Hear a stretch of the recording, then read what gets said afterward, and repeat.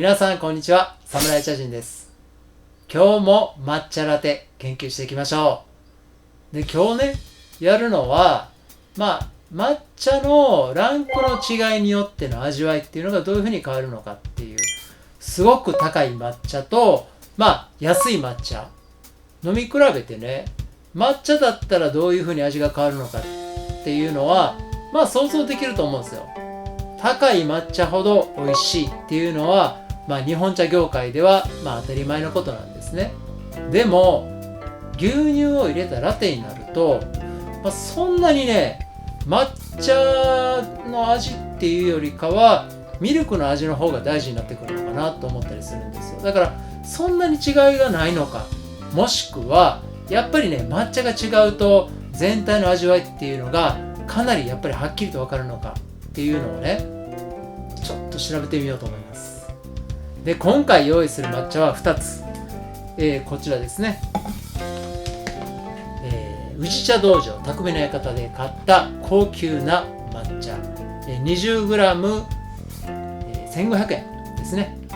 そしてもう一つ、こちらですね、近所のスーパーで買った、こちら、30g で438円でした。で、20g で1500円、そして、30g で438円。値段で言うと5倍の差があるんですね。で、その5倍の差っていうのは相当違うと思うんですけども、まずは抹茶を立てて味の違いを比べてみます。ところで、いい抹茶とはどういう抹茶のことを言うのでしょうか。まずお茶の木ですが、日当たりがいい場所で元気なお茶の木であることが重要です。太陽の光が浴びている時間が短いとお茶の木が元気に育ちません。健康で強い木であること、それが第一の重要なポイントになります。その上で十分な養分が与えられること、肥料の量が少ないとお茶の葉っぱにうまみが蓄えられません。多くの肥料を与えることはもちろん、良質の肥料を何回にも分けてやることで十分な栄養が葉っぱに行き渡ります。良い肥料ほど肥料の値段が高い。わかりますよね。何回にも分けるということは作業量が増える。その分コストもかかります。さらに抹茶では新芽が伸びるときにはしっかりと太陽の光を遮る必要があります。太陽の光を遮ることで苦味成分であるカテキンの増加を抑え、うまみ成分がたっぷり詰まった葉っぱを作ることが大切になります。お茶の木に遮光剤を直接かぶせるよりも棚を組むことで木に与えるストレスを少なくすることは良質な抹茶を作る重要な要素と言えるでしょう。もちろん遮光する資材も昔ながらの自然素材は良質な抹茶ができる反面、莫大なコストがかかります。ここでできた最高の葉っぱは機械で刈るよりも手で摘んだ方がよりいいものだけを集めることができます。ただ機械で2時間刈れる量を手で摘むとなると10人が1週間朝から晩まで摘む必要があります。つまりいい抹茶ほど手間とお金がかかるので、その分値段が高くなるということがわかります。基本的にはしっかりと管理された春に収穫される一番茶の手摘みの抹茶が最高級品になり、夏の二番茶、秋の秋天茶など機械狩りの抹茶が格安品になります。同じ抹茶でもその味は全く異なり、いわば違う種類のお茶と言ってもいいかもしれません。いい抹茶ほど値段が高いというのはこういうことが背景になります。もちろん現在は適切に管理された茶園でできるだけコストを抑えるために機械で収穫し、より多くの良質な抹茶を作ることが基本になります。まずはいい抹茶を立てていきます。茶碗を温めて、もう一つの方も準備しておきますね。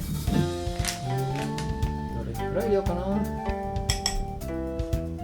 1.7g 入れます。そして水を 10ml 練ります。いいですね。お湯を 60ml 丁寧に立ててあげます。こんな感じ。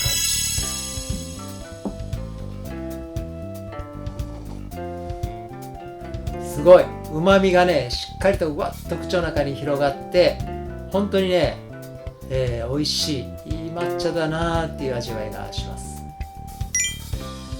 こちらも 1.7g、 こちらも丁寧に練ってあげます。立てやすさに関して言うとどちらもそんなに変わらないですね。はい、できました。やっぱりね、飲んだ瞬間に、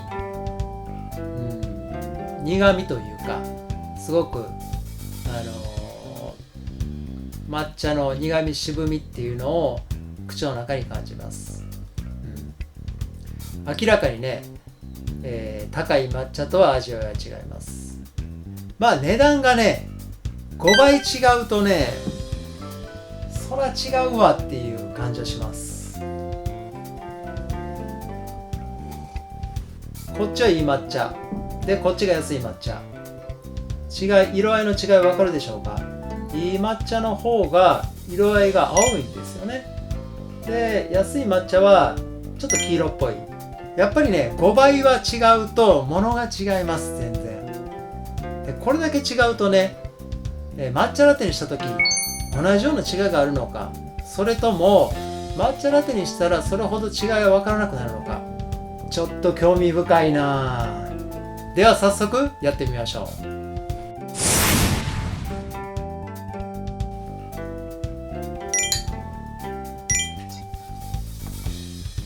っかりと溶いて、あらかじめ温めておいたカップに入れます。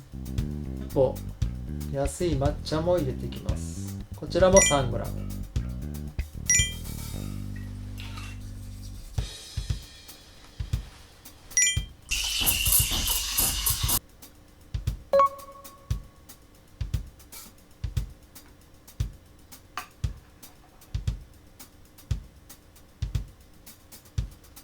見た目最悪やな。はい、こんな感じです。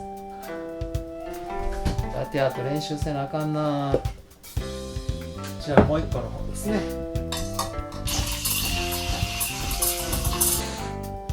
では注いでいきましょう。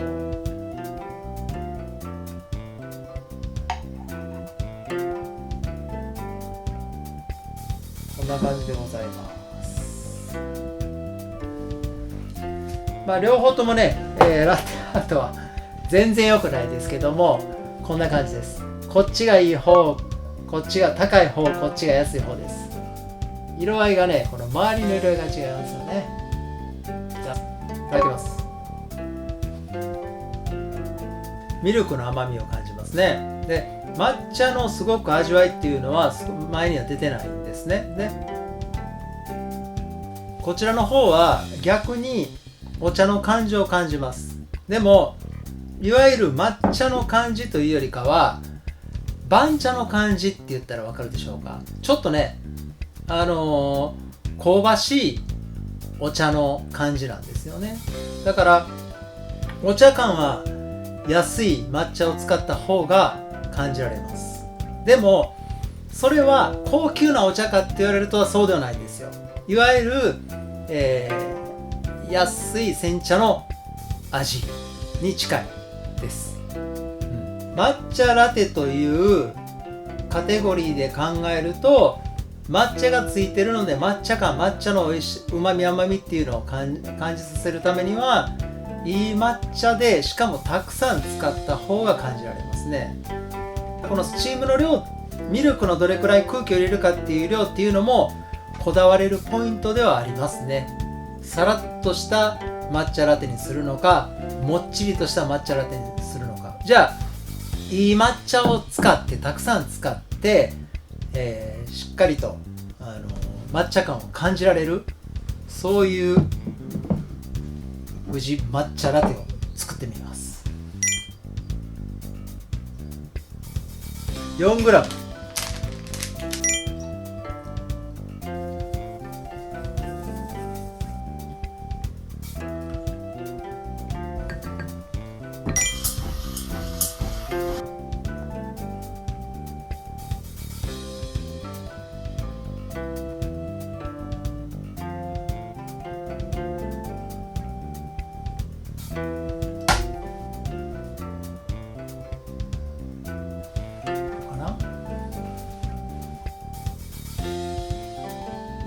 濃厚、すごく濃厚ですね。